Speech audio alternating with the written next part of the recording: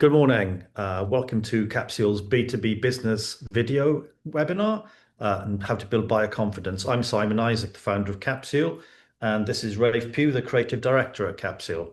Hello, everybody. We've got quite a packed agenda this morning, so we shall move on quite quickly.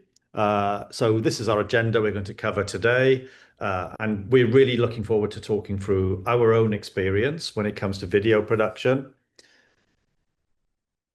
And I'll hand over to Rafe to start off. Great. So welcome and thank you for joining us today. Before we begin, I wanted to give you a few numbers that explain why video has become such a powerful tool in B2B. So 70% of the B2B buying journey now happens before a prospect even speaks to sales.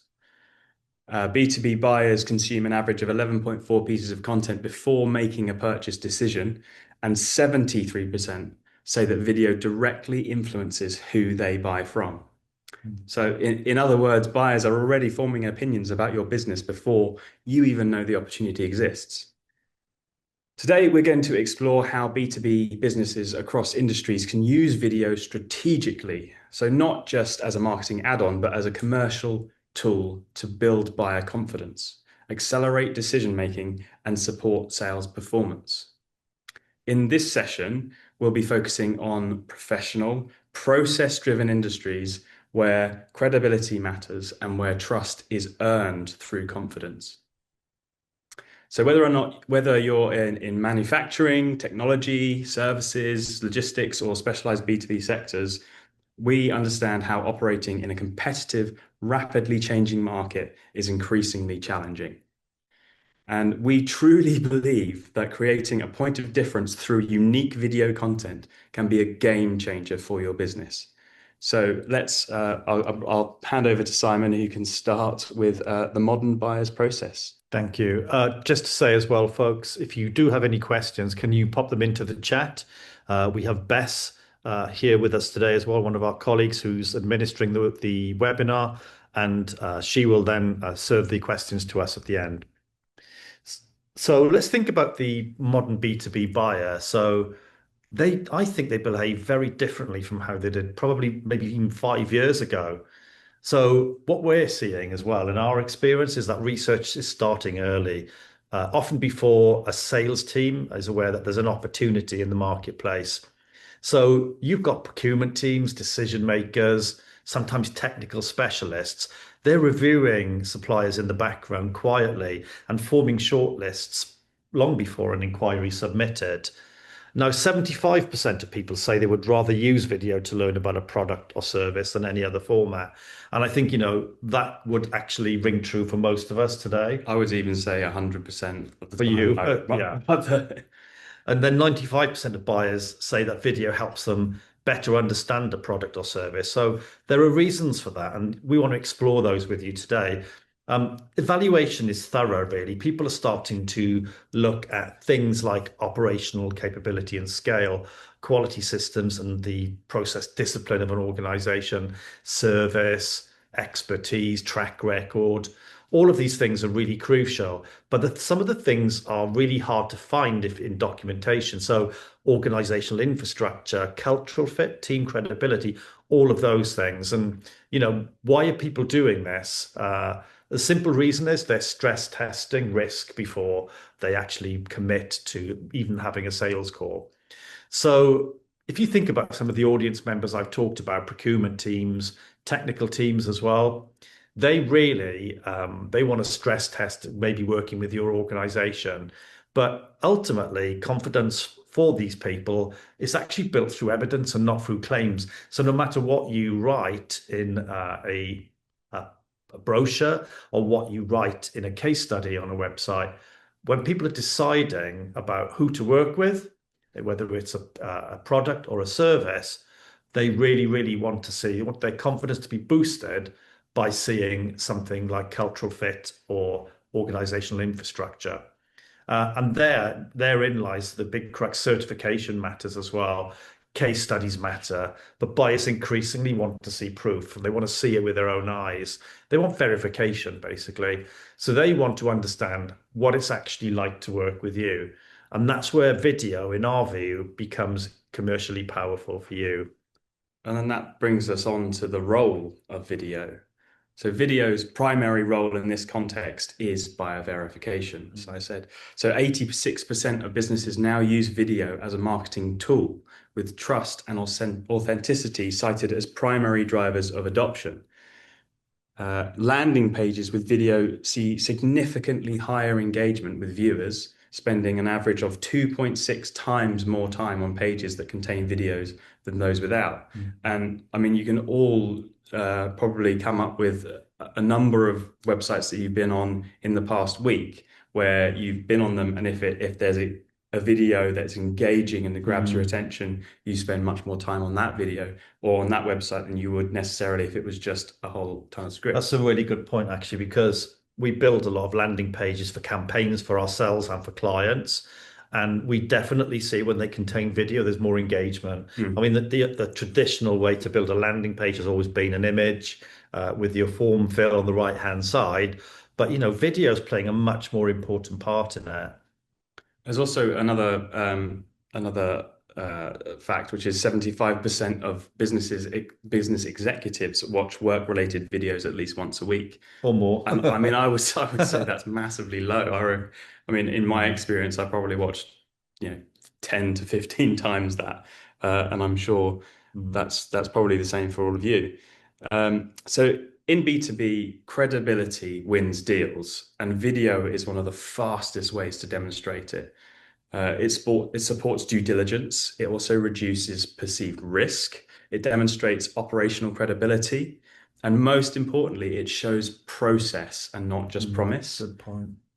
So there are four things here you can see on the slide that anyone can state that they operate at high standards or deliver exceptional standards or service.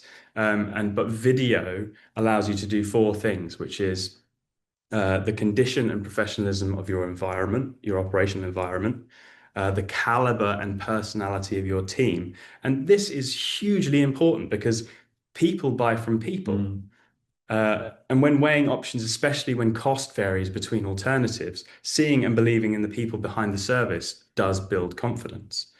Personal recommendations are powerful, but that effect is amplified when prospects can see that the team on screen and connect with names to faces. That's a good point because quite often people say, well, word of mouth is our biggest marketing tool. And I would completely agree with that. Yeah. Recommendation from trusted sources. But then, what have you got to back that up? And it's even when a salesperson's having a conversation with somebody, what tools have they got within their armory that they can then use to reinforce what they've told and make it more believable? It's another thing that is very important is the quality of your work and the precision of your systems. Now, this sort of demonstrates the level of investment expertise and commitment to excellence that you have in your business and that you strive to. Then also the discipline and the systemization of your processes. So for complex B2B purchases, that visibility significantly reduces uncertainty, and uncertainty or reduced uncertainty accelerates buying decisions. It's a good point. People buy from people, and seeing people talk, and very often with video as well, you can see people talking with passion and a real belief in what they do and what the organization does or what the product is as well. So let's look at where video delivers the most commercial impact across B2B environments. So 64% of marketers say that video has directly helped them close deals. Viewers also spend 2.6 times more time on pages that contain video than those without, which brings us to our previous slide. And then this just isn't about just marketing content. It's also about commercial impact. So as you can see on the slide, we've got four key kind of levels. Yeah. So operational environment and scale. Buyers want to see where the work happens, and whether that is a facility, a warehouse, an office space, or a service center. And this is completely unique to you because obviously this is where you work and this is where you stand out. But people want to know, is the environment professional? Is it well organized? Is it scalable? Does it reflect the standards that you're claiming in your copy? And video communicates this operational maturity and credibility immediately. So then moving on to service or product clarity, B2B offerings are often complex and easily misunderstood when explained in text or static imagery, but video provides dimensional understanding. It demonstrates process, it shows integration points, and it clarifies how solutions actually work in practice. Then process discipline. So quality procedures, compliance protocols, service workflows, product management approaches. Filming these reinforces that your standards are systematic and not incidental, and that excellence is built to show how you operate. And then finally, capability and expertise evidence. Capacity, specialized skills, team expertise, technological capability, and track record. Video demonstrates these far more convincingly than bullet points or testimonials alone. And in short, video transforms abstract claims into tangible proof. And I think we've got some really good examples to show you how we've done that as well a bit further on through the webinar. So it may be a bit obvious, but most B2B operational environments present filming challenges. And we've got sort of many examples to share with you today. But there are security and confidentiality constraints, operational sensitivities and ongoing workflows to protect, competitive information to safeguard, compliance and regulatory obligations. So effective filming in these environments requires lots of things, but mainly it's planning, and most importantly, it's planning with operational teams. And we do this very often. So this includes things like risk assessments, safety and access protocols, and clear method statements. I think we're used to working in these types of environments as well. Though, everything we do either comes with risk assessments, very strict planning schedules. We work directly with operational teams as well. I think that's where a lot of filmmakers trip up, is they don't have that ability to sort of build the relationship with those people, to know what's going to work within their schedules for you to get the content that you need. So also that brings me on to working within operational schedules. So minimizing the disruption to ongoing work. So obviously coming in and filming something is fantastic in terms of promoting what you're doing. But if it's going to hold up production for hours, how much is that going to cost you? And how can we work around that? So also aligning with operational windows and respecting workflow continuity is really important. Then also maintaining compliance. So ensuring nothing captured breaches IP, confidentiality, or confidential information, or regulatory requirements. I mean, I giving you an example of this. Last year, we were working with a very well-known paint company in Wales and paint is very delicious to watch on film. It's not always boring. It's not always boring, and it's not watching paint drying. It's watching paint mixing and going through the grinding process and all this stuff. So it was a fantastic shoot, and we had a lot of complications based on there were a lot of products and a lot of chemicals on the shop floor or on the factory floor, which were obviously quite sensitive in that they didn't want their competitors to know what they were using. Secret sauce. So yeah, all of the secret sauce. So we're very used to that kind of putting processes involved so that we make sure that all of the footage is scanned through by a member of their team to say, either blur out this or take out this clip or take out that clip, etc., just so that we make sure that we're covered and you're covered. That makes me think about a similar project we worked on where we had to film the wrapping of fruit and vegetables, which doesn't sound very exciting, but all this happened in one plant for, I think, 5 or 6 different retailers and supermarkets. And the products did look different, I would be honest, but the sort of sensitivity around making sure that you got the right packaging with the right product and you captured it, and it's also documented, and the whole post-production process is right as well. It's quite sophisticated and, not an easy task. Mm. With that in mind, it's like I think just talking about the sort of the capabilities, that video can produce for you as well. It's about thinking, the types of high impact video content. We've sort of broken it down into three core areas here: service delivery and methodology, testing and quality procedures, but then team and expertise as well. Now, 96% of people say they've watched and explained a video to learn more about a product or service. And as Ray said earlier, I mean, we watch these all the time. And I'm sure you're the same as well. We're both similar in terms of how we like to learn about new things. So we would use video to do that personally, Mm. and as opposed to reading a document. But then, in our own research, 78% of the salespeople we work with who use video say it's directly impacted a deal closing in their favor as well. So, from our perspective, uncertainty is a really big barrier for people to go to the next level in the buying decision. And when buyers understand exactly what to expect and how you operate and who they'll work with, that risk perception I talked about earlier, that drops off significantly. So you can see the things we've got in here, they're really critical. And I think, just looking at service delivery methodology, that's things, we can produce like installation walkthroughs, project workflows, implementation processes, then looking at the testing and quality procedures, quality assurance processes, performance testing, um, maybe compliance verification, which I'll show you in a case study in a minute. And then team and expertise, again, as Rafe said, people want to work with people. And in the world of artificial intelligence now, I think this is an even stronger aspect of how what video can deliver for you than it ever was before. And this is about showing your key people. This is about showing the specialized skills of those people, and also even down to showing the training development of your teams as well. And that, I think, shows your own investment into your business, which again helps to cut out that uncertainty of the buying decision.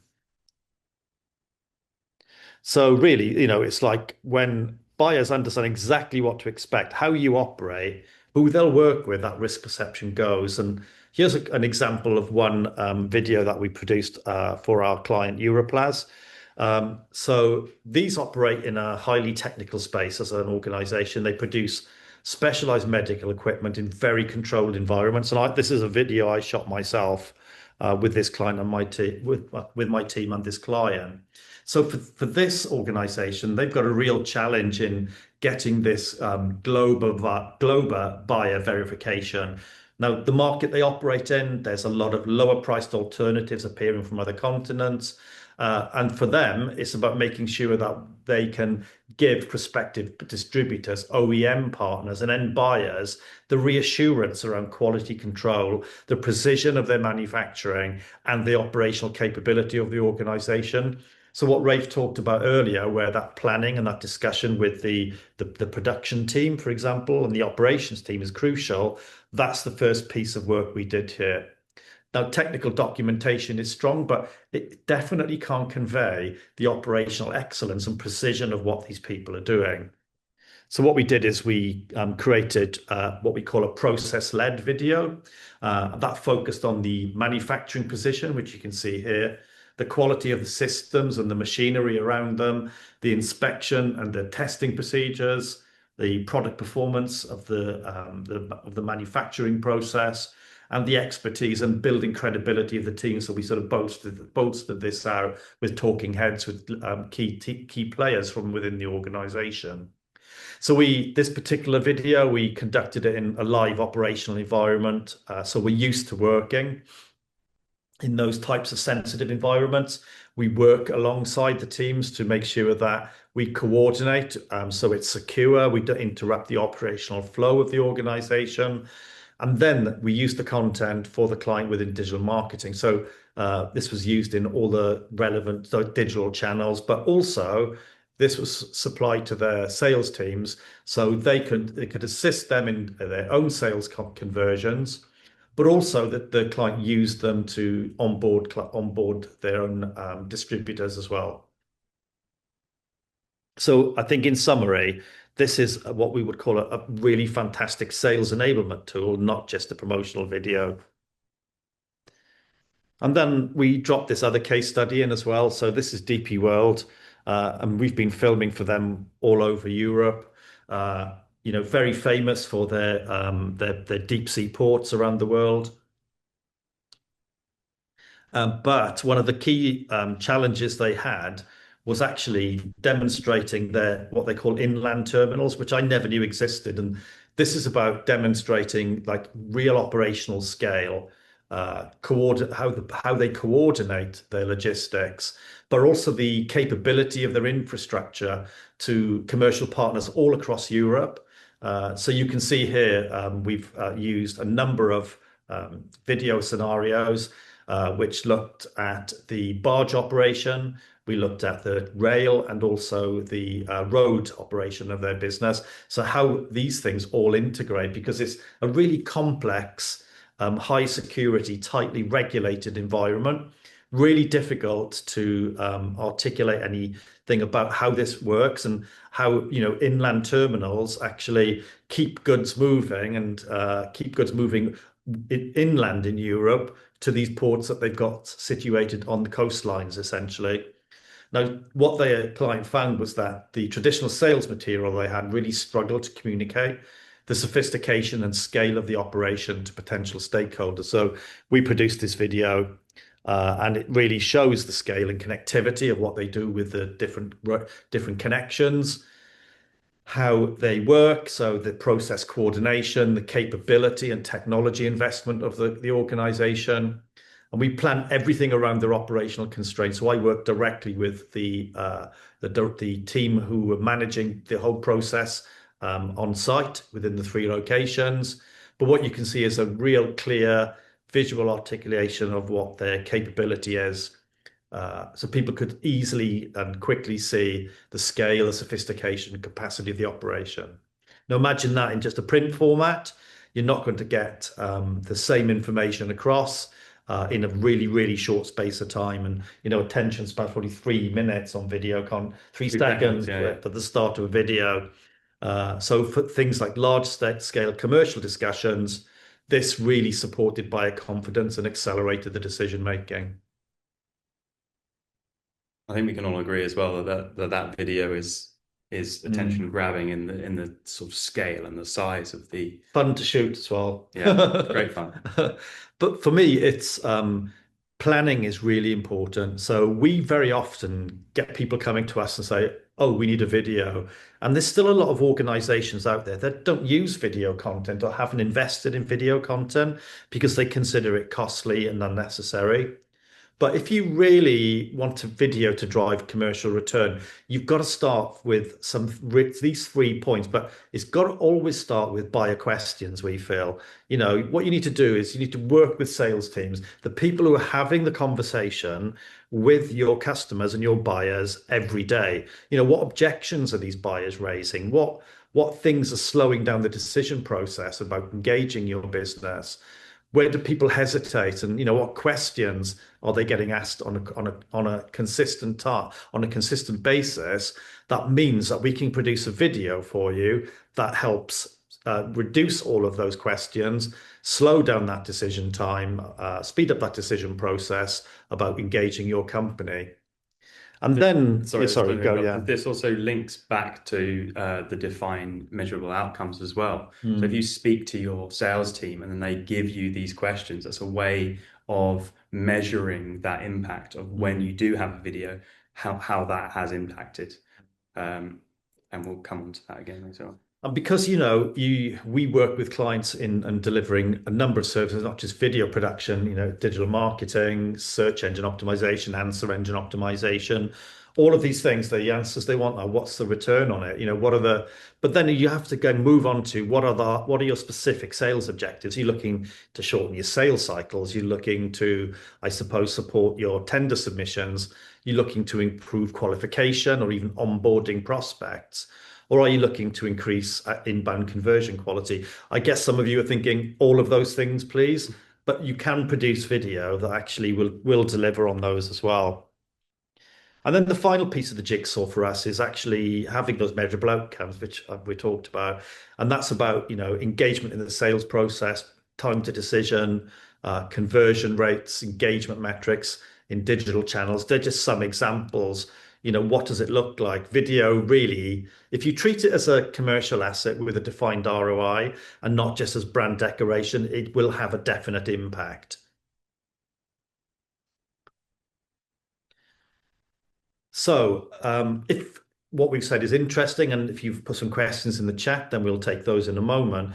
But we're really up for a 30-minute conversation if you want, where we can actually work with you to maybe think about where buyer uncertainty exists in your sales process, where you think video could reduce friction and accelerate some of those buying decisions of your prospects or customers. And then maybe things like specific objections or questions that video could actually help, I suppose, mitigate for you in your sales process. And then how can you align video production with your commercial priorities as well as an organization? So from our perspective, video, the objective with video really is clarity. It's identifying whether and where video can create measurable commercial impact for your business. Thanks for your time today. And Rafe and I are ready to take some questions. Bess. So yeah, Bess, have we had any questions? Just one question is, and this kind of links back to what you was just talking about, but how do we measure our ROI from video content? That's a really interesting one. As I said a moment ago, I'd suggest treating video as you would any sales enablement exercise or any investment you make in sales. So you need the defined outcomes and tracked metrics, which I shared a moment ago. We'll share this video with you as well, share the webinar with you as a video after the event. But the most meaningful indicators for me are time to decision in the sales cycle. And as the person who's responsible for business development at Capsule, I know how long that can be. So I've seen how video can help reduce that. Close rates on opportunities as well, where video might have been used versus somewhere where it wasn't. So as an example, you might test with one prospect a piece of written content and with another prospect a video. And then maybe direct feedback from your sales team as well on whether buyer objections are reducing and if they're speeding, is helping them with their conversations. Again, sales teams, they're at the coal face speaking to your customers. But I think that for me, the clearest ROI case tends to emerge when you align specific videos to specific commercial problems. As an example, a video that addresses a recurring procurement objection or one that removes the need for somebody to do a site visit, which can often slow things down. That can show that those steps are eliminated, and then the value is measurable, I suppose, and tangible. Do you have another question, Bess? We got any more questions, Bess? No, that's all. Thank you. Okay. So thank you, everyone. Thanks for joining. As I said, please do use the QR code if you'd like to have a conversation with us.